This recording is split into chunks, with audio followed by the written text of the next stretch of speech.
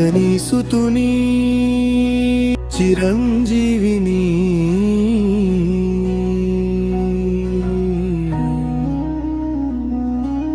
కీర్తింపమనం ఎంతడన్యులమో గదా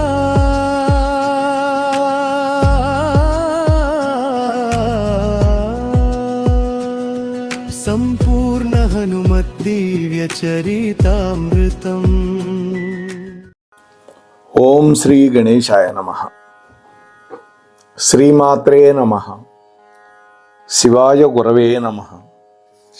శ్రీకృష్ణ పరబ్రహ్మణే నమః. శ్రీరామాయ నమః. శ్రీ గురుభ్యో నమః. ఆపదాం అపహర్తారం దాతారం సర్వసంపదాం లోకాభిరామం శ్రీరామం భూయో భూయో నమామ్యహం. ఆంజనేయమతిపాటలాననం కాంచనాద్రికమనీయ విగ్రహం పారిజాతతరుమూలవాసినం భావయామి పవమాననందనం. మోహనవాణి ఛానల్ ద్వారా సంపూర్ణ హనుమత్ చరిత్రాన్ని భక్తి శ్రద్ధలతోటి శ్రవణం చేస్తూ ఉన్నటువంటి భక్తామ తల్లులకు తండ్రులకు ముందుగా నా యొక్క సాధువాదాలు చెల్లించుకుంటూ ఉన్నాను. ఈ రోజున మిమ్మల్ని 18వ భాగంలోకి ముందుగా స్వాగతిస్తూ ఉన్నాను. నిన్న 17వ భాగంలో మనం మైరావణుడి యొక్క వధ, అలాగే ఖడ్గరోముడు అనేటువంటి రాక్షసుడి యొక్క వధ, ఆ తర్వాత గంధమాధనుడి యొక్క వృత్తాంతం, బ్రహ్మదేవుడి యొక్క లోకానికి వెళ్ళి ఆ గంధమాధనుడిని భూలోకానికి తీసుకొచ్చి రాముడికి సంతోషం కలిగించటం, ఆ తరువాత ఋషులు రామచంద్రమూర్తిని సందర్శించి అడుగుతున్నటువంటి వృత్తాంతం గురించి మాట్లాడుకుంటున్నాం. అంటే ఇక్కడ రామేశ్వర లింగ ప్రతిష్టాపన వృత్తాంతాన్ని చెప్తూ ఉన్నాడు వశిష్ఠుల వారు శతానంద మహర్షికి. యథాశక్తి నేను కూడా మీతో పంచుకునే ప్రయత్నం చేస్తాను. అప్పుడు మునులందరూ సంతోషపడ్డారు. పరమాత్మ, నీకు ఎక్కడైనా దోషం అంటుతుందా అని అడుగుతున్నారు. అంటే రావణుడు బ్రహ్మ నుంచి 4వ తరం వాడు, పులస్త్యుడి యొక్క మనవడు, విశ్రావసుడి యొక్క కుమారుడు. అందువల్ల బ్రహ్మహత్యా దోషం వస్తుందా అనేది రాముడి యొక్క అనుమానం. అందుకని మునులు ఏమంటున్నారు, పరమాత్మ నీకు దోషం అంటుతుందా? కేవలం లోకాన్ని అనుగ్రహించడం కోసం నువ్వు అడిగావు మమ్మల్ని. అందువల్ల ఇక్కడ శివుడి యొక్క ప్రతిష్టాపన చేయండి, మీరు అనుకున్నటువంటి దురితాలన్నీ పోతాయి. శివలింగ ప్రతిష్ట వల్ల వచ్చేటటువంటి పుణ్యాలని ఆ పరమేశ్వరుడు కూడా చెప్పలేడు అంటే మా వంటి వాళ్ళకి సాధ్యమవుతుందా? కాశీ విశ్వనాథుణ్ణి సందర్శిస్తే వచ్చేటటువంటి ఫలం కంటే 100,000,000 గుణిత మహాఫలం నీ పేరిట ఈ గంధమాదనంలో ప్రతిష్ట చేయబోయేటటువంటి శివలింగ దర్శనం వల్ల వస్తుంది అన్నారు. ఆ ప్రాంతాన్ని కూడా గంధమాదనమనే అంటారు. ఏది? రామేశ్వర ప్రాంతాన్ని. హిమాలయాల్లో కూడా ఉంది ఒక గంధమాదనం. మునుల యొక్క మాటలకి సంతోషపడి రాముడు ముహూర్త నిర్ణయం గురించి మాట్లాడి తన ప్రక్కనే ఉన్నటువంటి ఆంజనేయుడిని చూసి, నాయన నువ్వు వెంటనే కైలాస పర్వతానికి వెళ్ళి అక్కడ ఉండేటటువంటి లింగాన్ని కేవలం 4 ఘడియల సమయంలో తేవాలి, తేగలవా అని అడిగాట స్వామి. అప్పుడు హనుమ నమస్కరించి, స్వామి మీరు ఆజ్ఞాపించాలే గాని అదెంత పని నాకు, అని మారుతి ప్రయాణం అయ్యాడు. అంటే ప్రయాణం అయ్యేటప్పుడు ఆకాశంలోకి లేవాలి అంటే ముందుగా భుజాస్పాలనం చేస్తాడు స్వామి. ఆ తర్వాత దేహాన్ని పెంచి భూమి మీదకి బాగా ఉంచి కాళ్ళు అప్పుడు కుప్పించి పైకి లేస్తాడు. ఆ ఖేచర బృందం అంతా కూడా స్వామి యొక్క విజృంభణతో ఈ హనుమ కైలాసాన్నే పెకలించి తెస్తాడేమో అని భయభ్రాంతులైపోయారు. ఖేచరులు అంటే ఆకాశ సంచారులు, దేవతలు. ఆ విధంగా ఎగిరి కైలాసాన్ని చేరుకొని శివలింగం కోసం వెతుకుతూ ఉన్నాడు. కానీ శివలింగం కనపడలా. దిగులుతో నిలబడిపోయాడు స్వామి. అప్పుడు అనుకున్నాడు, తపస్సు చేత మాత్రమే ఇలాంటి పనులు నెరవేరతాయి అని ఆలోచించి ఇక బొటన వేలి మీద నిలబడ్డాడు స్వామి. సూర్యుడి మీద చూపు నిలబెట్టాడు. 2 చేతులు పైకి లేపాడు, ఊర్ధ్వబాహుడు అంటారు. ఆ పైన చేతులు జోడించాడు, ఊపిరి బిగబట్టాడు. తపశ్చర్యకు పూనుకున్నాడు స్వామి. వెంటనే శివుడు ప్రత్యక్షమయ్యాడు. చూశారా, ఈశ్వరాంశ సంభూతుడు. నాయనా, నీకు ఇష్టమైన దాన్ని కోరుకో అన్నాడు పరమేశ్వరుడు. అప్పుడు హనుమ, ఓ శంకర, అవ్యయమైనటువంటి మీ లింగ ప్రతిష్టాపన కార్యక్రమాన్ని భూలోకంలో గంధమాదనం దగ్గర చెయ్యాలని సంకల్పించాడు మా రామచంద్ర ప్రభు. వేళ తప్పకుండా వెళ్ళాలి నేను. అందుకని మీ అవ్యయమైనటువంటి గొప్ప లింగాన్ని నాకు ఇప్పించండి అని అడిగాడు. అప్పుడు 2 లింగాలు ఇచ్చి అంతర్ధానం అయిపోయినాడు శివుడు. ఇక్కడ గంధమాదనంలో, ఆ రామేశ్వరంలో మునులంతా ముహూర్తం దగ్గర పడటం వల్ల, రామ, హనుమ ఎందుకో ఆలస్యం చేస్తున్నాడు, ముహూర్తం సమీపించింది, అందువల్ల నిర్మల స్వాంత అయినటువంటి ఈ సీతా సాధ్వి ఇసుకతో లింగాన్ని చేస్తే అది మీరు ప్రతిష్ఠించండి అని కర్తవ్యాన్ని గుర్తు చేశారు. వెంటనే మంచిది అని తన యొక్క అంగీకారాన్ని కూడా తెలియజేసి సీతాదేవితో కలిసి మంగళాస్నానాలు చేసి జ్యేష్ఠమాసంలో శుక్లపక్షంలో దశమి తిథి రోజున బుధవారం నాడు హస్తా నక్షత్రంలో వ్యతిపాత యోగంలో సూర్యభగవానుడు వృషభ రాశిలో, చంద్రుడు కన్యారాశిలో సంచరిస్తూ ఉండగా అటువంటి అద్భుతమైన యోగ కాలంలో ఆ గంధమాదనం దగ్గర సేతు మధ్యంలో లింగ ప్రతిష్ఠ చేశారు మహాపుణ్య దంపతులైనటువంటి సీతారాములు.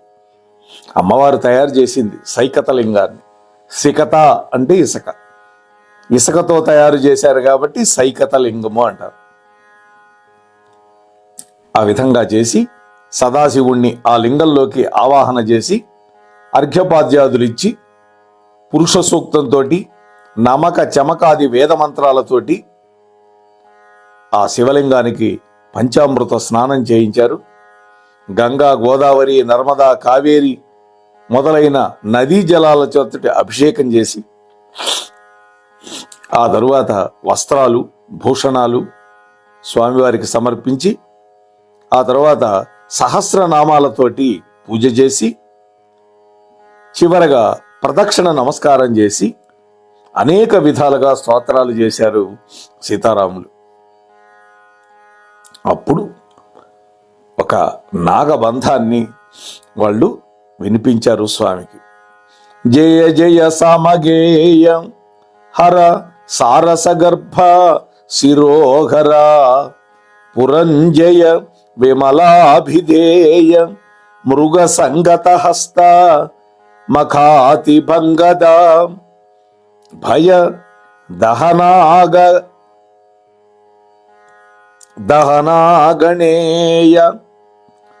దహనాగణేయ భవ భావజగర్వభిదా అమోఘ అవ్యయ మతిదా శివ అసురవారక పుణ్యద రామలింగమా. ఇది సమీర కుమార విజయ కావ్యంలోది ఇప్పుడు నేను చెప్పినటువంటి అద్భుతమైనటువంటి పద్యం. ఆ విధంగా సీతారాములు చేసిన స్తోత్రాలకి అత్యంత ప్రీతి కలిగి శంకరుడు ప్రత్యక్షమైనాడు.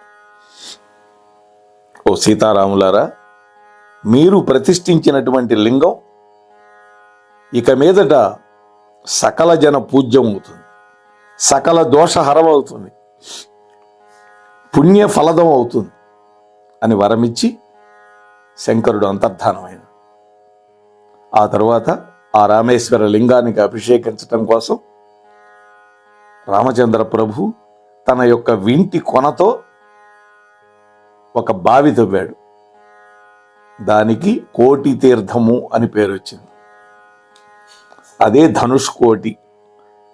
ధనుస్సు యొక్క కొమ్ముతోటి తవ్వాడు కాబట్టి ధనుష్కోటి. ఆ తీర్థం తన యొక్క నామాన్ని విన్నంతనే పుణ్యాన్ని, దాన్ని దర్శించగానే జ్ఞానాన్ని ఇస్తుంది. ఆ జలాలలో గనక స్నానం చేస్తే అటువంటి వాళ్ళకి జన్మాంతరంలో సాక్షాత్తు శివ సాయుధ్యం ప్రసాదిస్తుంది అని రామచంద్ర ప్రభు వరమిచ్చాడు. జన్మాంతరం అంటే మరణానంతరం. అనేక శుభాలను, అభిమతాలని పరంపరగా సమకూరుస్తుంది ఈ తీర్థం. దేవమునులు, సిద్ధ సాధ్యులు, అనేకమైనటువంటి వాళ్ళు శోభన క్రియలతోటి ఆ శివలింగానికి పూజలు చేశారు. ఆ రామేశ్వరుడికి రాముడు చేత ప్రతిష్టాపన చేశారు కాబట్టి రామేశ్వరుడైనాడు. ఓ శతానంద, ఈ విధంగా శ్రీరామచంద్ర ప్రభు సీతామాతతో కలిసి ఆ శివలింగ ప్రతిష్టాపన చేసిన తర్వాత హనుమంతుల వారు శివదత్తమైనటువంటి లింగద్వయాన్ని తీసుకొని మహావేగంగా వస్తూ ఈ విధంగా అనుకున్నాడు, అయ్యయ్యో, నా స్వామి అయినటువంటి రాఘవుడు ముహూర్తం తప్పకుండా ఉండాలి అని లింగ ప్రతిష్ఠ చేయడు కదా. ఊహించాడు. అంటే అనుకున్న ముహూర్తానికి నేను రావట్లేదు, ఆలస్యమైంది, రాలేదు. అందువల్ల నేను లింగం తేకుండానే ప్రతిష్టాపన కార్యక్రమం ఏమన్నా పూర్తి చేయకుండా ఉంటాడా, ఉండడా అనుకుంటారు. నా పట్ల ఆదరం, ఉదారత్వం కలిగినటువంటి నా స్వామి ఆ విధంగా ఎన్నడూ చేయడు. నన్ను కైలాసానికి పంపించి వేరే లింగాన్ని ప్రతిష్ఠిస్తాడా? ఈ విధంగా అనేక విధాల ఆలోచనలతోటి సంశయాస్పదుడై వస్తూ ఉన్నాడు స్వామి. ఆకాశంలో ఉన్న హనుమంతుడికి రామేశ్వరుల జ్యోతిర్లింగ సంస్థాపనోత్సవ మహాసంరంభం కన్నుల పండుగగా కనపడింది. అప్పటికే అయిపోయింది కదా ఆ జ్యోతిర్లింగం. ఆ దృశ్యం ఎలా ఉంది అంటే, జడివానలా కురిపిస్తున్నటువంటి దేవతల యొక్క పుష్ప వర్షానికి గుంపులు గుంపులుగా మోగినటువంటి భ్రమరాల యొక్క జుంకారం ఆ ప్రాంతం అంతా వ్యాపించింది. అది ఎలా ఉన్నది అంటే, నారదుడు, తుంబురుడు చేసేటటువంటి వేణురవల్లాగా శృతిపక్వంగా ఉన్నది అంటున్నారు రచించినటువంటి మహానుభావుడు. అంతేకాదు, ఋషులు చదివేటటువంటి వేద మంత్రాల ఘోష అందరికీ శ్రవణానందకరంగా ఉంది. అక్కడ హరహర మహాదేవ శంభో అంటూ నుతించేటటువంటి దేవతల యొక్క స్తోత్ర పాఠాలు చెవులకు ఇంపుగా ఉన్నాయి. పంచమహావాద్యాలైనటువంటి 5 రకాల వాద్యాలు ఉన్నాయి. శంఖము, కాహళము, భేరి, పటాహ, జయఘంటికలు. ఈ 5 రకాల వాద్యాలు. ఆ వాద్యముల యొక్క ఘోష సముద్రము యొక్క గర్జనను మించి ఎడతగనటువంటి సముద్ర ఘోషలాగా ఉత్సాహము, ఉద్రేకం నింపుతోంది అక్కడ ఉన్న వాళ్ళల్లో. అలాగే 4 రకాల వాద్యాలు ఉన్నాయిట. వీణ, మృదంగము, కంచుతాళం, వేణువు. ఈ 4ంటి యొక్క ధ్వని ఎలా వస్తుందో అలాగా అక్కడ శబ్దం వినపడుతూ ఉంది. అది శ్రవణపేయంగా ఉంది. దాన్ని మేళప్రాప్తి అంటారు. అలాగే తీగలను మీటి నారదాదులు సరిగమ పదనిస అంటూ గానం చేసేటటువంటి గీతికలు, ఆ గీతికల యొక్క పరంపరలు వీణుల విందుగా వినపడుతూ ఉన్నాయి. మహానటుడికి సాక్షాత్తు కల్పవృక్షమే పుష్పాంజలి సమర్పిస్తే ఎలా ఉంటుందో ఆ విధంగా దిక్కులన్నీ కూడా పరిమళాలు వెదజల్లుతూ ఉన్నాయి. శతానంద, వింటున్నావా? ఇదయ్యా ఆ చంద్ర కళావతంసుడైనటువంటి రామేశ్వరుడు ఆ సేతువు దగ్గర కొలువు తీరినటువంటి అద్భుతమైన కథ అన్నాడు. హనుమస్వామి భూమి మీదకి దిగాడు. రామచంద్ర ప్రభువుకి మొక్కాడు. జానకీదేవి పాదాభివందనం చేశాడు. లక్ష్మణుడికి వినతుడై నమస్కరించాడు. సమస్త వానరులను యథోచితంగా పలకరించాడు. అందరికీ ఆనందం కలిగించాడు. సైకత స్థిరలింగ పూజ చేస్తున్నటువంటి రఘురాముణ్ణి చూసి ఖిన్నుడైపోయాడు. ఆయన పెదవి కంపిస్తూ ఉంది. కను కొనల నుంచి జారుతూ ఉంది కన్నీళ్లు. చెంపలు తడిసిపోతూ ఉన్నాయి. దుఃఖాన్ని ఆపుకోలేక రామచంద్ర ప్రభువుతోటి, ఓ రామా, రఘుకుల సార్వభౌమ, లోకంలో ఏ తల్లి నా వంటి కొడుకును కనకూడదు అన్నాడు. ఎందుకని? ప్రభు కార్యాన్ని నెరవేర్చలేనటువంటి వాడు ఆ తల్లి కడుపుకు చేటవుతాడు. అది స్వామి యొక్క మాట. పనికి మాలినటువంటి ఈ శరీరం ఉంటేనేం, ఊడిపోతేనే, అందరి ముందు నన్ను ప్రియమారగా పిలిచి, మారుతి, నీకు అసాధ్యమైనది ఏదీ లేదు, వెండికొండకు వెళ్ళి శంభులింగడి యొక్క లింగాన్ని తెమ్మని ఆజ్ఞాపించి ఇంతలోనే సైకతలింగ ప్రతిష్ఠ చేయటం తగినట్టుగా ఉందా స్వామి? నేనంతా, నా బలమెంత? అనంత శక్తి సంపన్నులైనటువంటి మీకు నేనా కార్యాలు చక్కబెట్టేవాడిని? ఈ పరితాపం అనేటువంటి అగ్నిని భరిస్తూ బతకటం కంటే ప్రాణాలు విడిచిపెట్టి మీ పాద సాన్నిధ్యాన్ని పొందడం మేలని నేను అనుకుంటున్నాను. ఈ విధంగా తీవ్రమైన వేదనతో పలికి వేడి నిట్టూర్పులు విడుస్తూ నిలబడి ఉన్నటువంటి హనుమను చూసి కరుణారస పరిపూర్ణమైనటువంటి చూపులు, చిరునవ్వు, ప్రసన్నమైన ముఖంతో రామచంద్ర ప్రభు అంటున్నాడు. ఇక్కడ రాముడు హనుమంతుడికి అద్వైత బోధ చేశాడు. ఇది మనం గమనించాలి. మారుతి, నేను వేరు, నువ్వు వేరు అనేటువంటి భేదభావంతో నీలో అద్వైత బుద్ధి ఏర్పడింది. ఆ అద్వైత బుద్ధి నీ మనసులో ఉన్న కారణంగా నీకు ఈ విధంగా దుఃఖం సంప్రాప్తించింది. అద్వైత స్థితి కలిగేటంతటి వరకు దుఃఖం తప్పదన్నాడు. ద్వైతం అంటే రెండు, నేను వేరు, స్వామి వేరు అని. ఇది ద్వైతం అంటే. అద్వైతం అంటే ఉన్నది ఒక్కటే, రెండవది లేదు. ఇది పరమాత్మ తత్వం ఒక్కటే ఉన్నది, జీవాత్మకు అస్తిత్వం లేదు. మానవమానాలు రెండు కూడా దేహానికే ఉంటాయి కానీ ఆత్మకు ఉండవు కదా. హనుమా, నీవు సహజంగానే చిత్స్వరూపుడివి. ఈ శరీరమే నేను అనేటువంటి అహంకారం పోయినటువంటి నాడు తత్వసిద్ధికి అధికారం కలుగుతుంది ఎవరికైనా.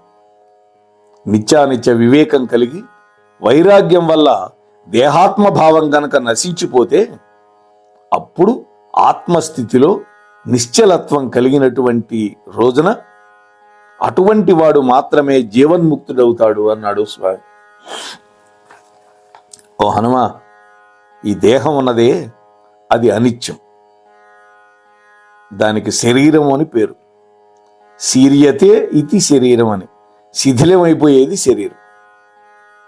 ఇది లోకానుభవమే కదా, ఇంక ఎందుకు విచారపడుతున్నావు? ఈ సుఖాలు, ఈ దేహం ఎప్పటికీ శాశ్వతమని అనిపిస్తూ ఉంటుంది. మాయ విడిచిపెట్టి వెళ్ళదు మనల్ని. దానికి కారణం ఏంటంటే పరమ కారుణ్యమూర్తి అయినటువంటి సద్గురువు లభించకపోవటమే. ఇది సద్గురువు లభిస్తే అప్పుడు అద్వైత భావన పొడసూపుతుంది, మాయ విడిచిపెట్టి వెళ్ళిపోతుంది.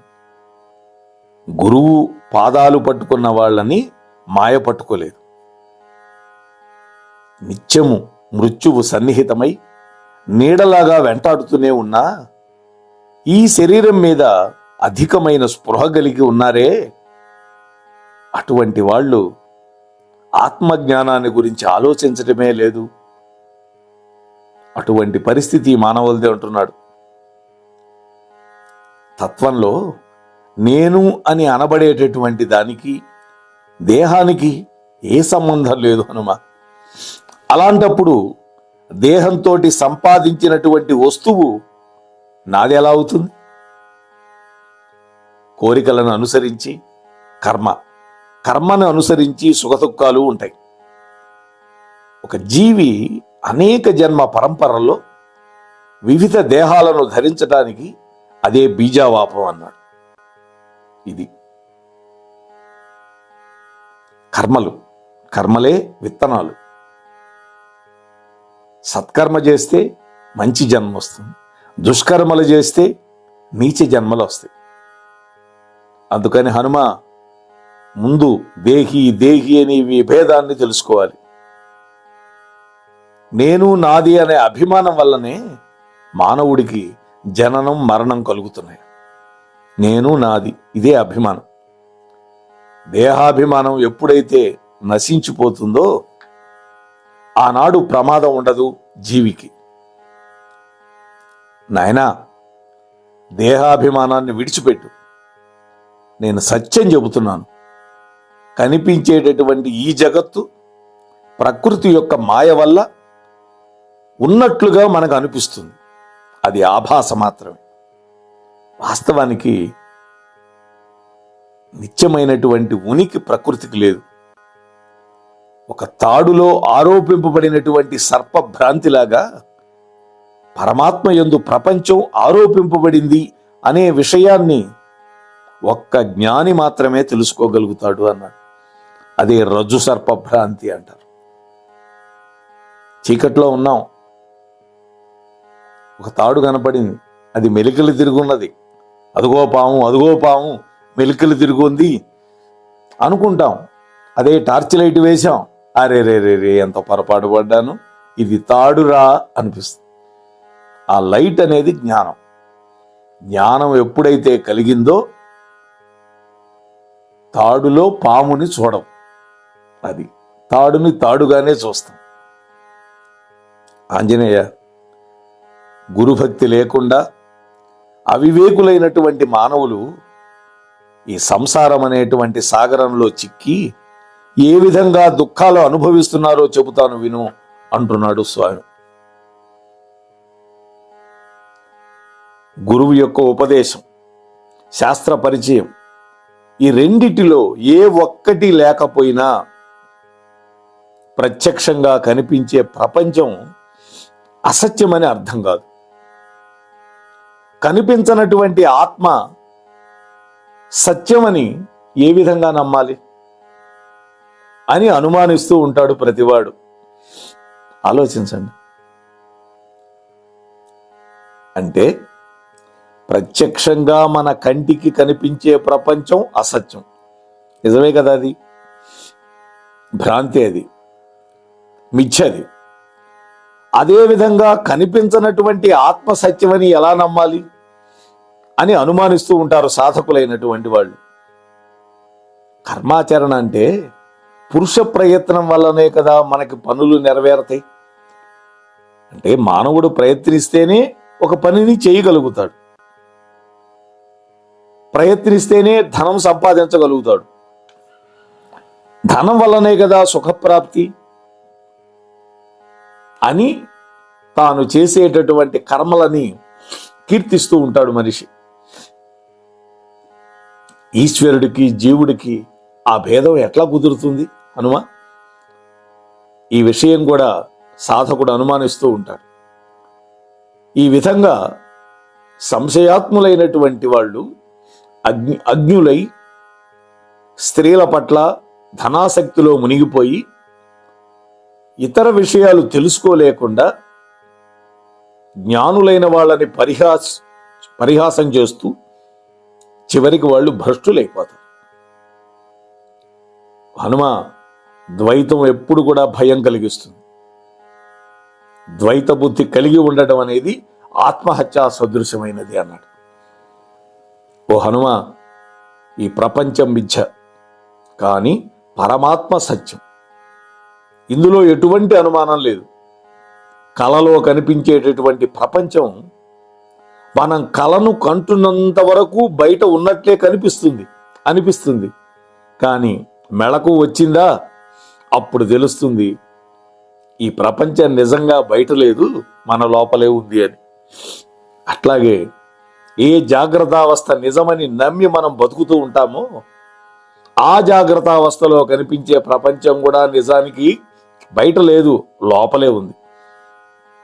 అంతేకాదు హనుమ, ఈ ప్రపంచం కూడా స్వప్న ప్రపంచంలాగానే మిథ్యే. అది ఎప్పుడు తెలుస్తుంది మానవుడికి? స్వప్న ప్రపంచం మిథ్య అని మనకి ఎప్పుడు తెలిసింది? జాగ్రత్త అవస్థలోకి వచ్చిన తర్వాత తెలిసింది. నిద్రపోతున్నంతసేపు తెలియదు, కళ వచ్చినంతసేపు. మెళకు ఎప్పుడు వచ్చిందో కళ మరుగైపోతుంది. అట్లాగే ఈ జాగ్రత్త అవస్థ కంటే భిన్నమైనటువంటి అవస్థ ఇంకోటి ఉంది, దానిని తురీయావస్థ అంటాం. ఇదిగో ఆ జాగ్రత్త అవస్థ నుండి మన యొక్క చిత్త వృత్తులని అరికట్టి మనస్సులో లయాన్ని సిద్ధింపజేసుకొని ఆ తురీయావస్థలోకి ప్రవేశించగలిగితే అప్పుడు తెలుస్తుంది ఈ ప్రపంచం అంతా మిథ్య అని. అప్పటిదాకా తెలియదు. అంటే జాగ్రత్తావస్థలోని కళ మన బతుకు. ఆంజనేయ పంచభూతాలకు, 10 ఇంద్రియాలకి, విషయాలకి, చిత్తవృత్తులకి ఏమాత్రం అర్థం కాకుండా తానే తెలివి అయి అన్నింటినీ తెలుసుకుంటున్నటువంటి తెలివి ఏదైతే ఉందో ఆ తెలివిని, ఆ జ్ఞానాన్ని నువ్వు తెలుసుకో. లోక వ్యవహారం అంతా కూడా జ్ఞాతృ జ్ఞానజ్ఞేయము అంటే ఏమిటి? తెలుసుకోవలసినది, తెలిసేది. ఆ త్రిపుటి మీదే ఆధారపడి నడుస్తోంది. ఈ త్రిపుటి యొక్క జ్ఞానం గనక నశించిందా, అసలు జ్ఞానం అఖండమైనటువంటి అద్వైత చైతన్యమే. పంచభూతాత్మకం ఈ శరీరం. దాని మీద వ్యామోహం వల్లనే మళ్ళీ మనకు జన్మ వస్తుంది. అందువల్ల పంచభూతాలనే కాదు, వాటి పుట్టుకు కారణమైనటువంటి సత్వరజ స్తమో గుణాలను కూడా అవతలకు పెట్టి విశాలమైన బుద్ధితో పరికించినప్పుడు మాత్రమే తత్వమసి అనేటువంటి వాక్యానికి అర్థం తెలుస్తుంది అన్నాడు. తత్ త్వం అసి, అది నీవే అయి ఉన్నావు. అది అంటే ఇక్కడ ఆత్మతత్వం. ఇంకా ఎటువంటి విశేషాలు హనుమంతుడికి రామచంద్ర ప్రభువు చెప్పాడో, హనుమంతుడికి తెలియదని చెప్పలా. ఇవన్నీ హనుమంతుడిని ఆధారంగా చేసుకొని మనకు ఉపదేశిస్తున్నాడు రామచంద్రమూర్తి. ఆయన ఈశ్వరాంశ సంభూతుడు హనుమంతుల వారు.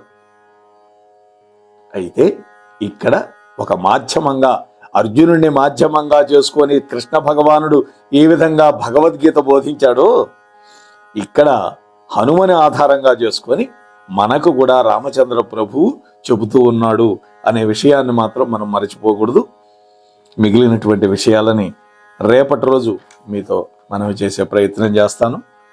అప్పటి వరకు ఈ ఛానల్ వీక్షిస్తూ ఉండండి. మీరు సబ్స్క్రైబ్ చేయకపోతే వెంటనే చేయండి. మీతో పాటు కనీసం 4-5 చేత సబ్స్క్రైబ్ చేయించండి.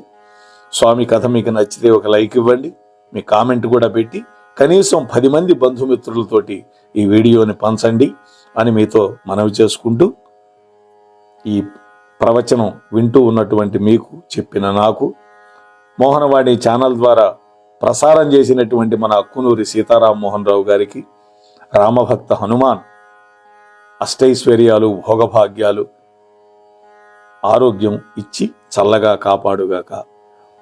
హరి ఓం తత్సత్. స్వస్తి సర్వేషాం.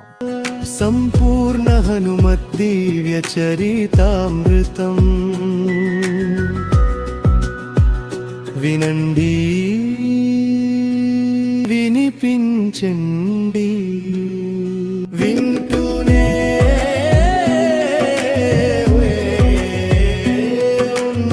ఉండండి. మన మోహనవాణి కార్యక్రమాలు మీకు నచ్చినట్లయితే వెంటనే ఒక లైక్ చేయండి, అలాగే కామెంట్ చేయండి, ఎక్కువ మందికి షేర్ చేయండి. సబ్స్క్రైబ్ చేసుకోకపోతే వెంటనే మన ఛానల్కి ఇప్పుడే సబ్స్క్రైబ్ చేసుకోండి. ధన్యవాదాలు.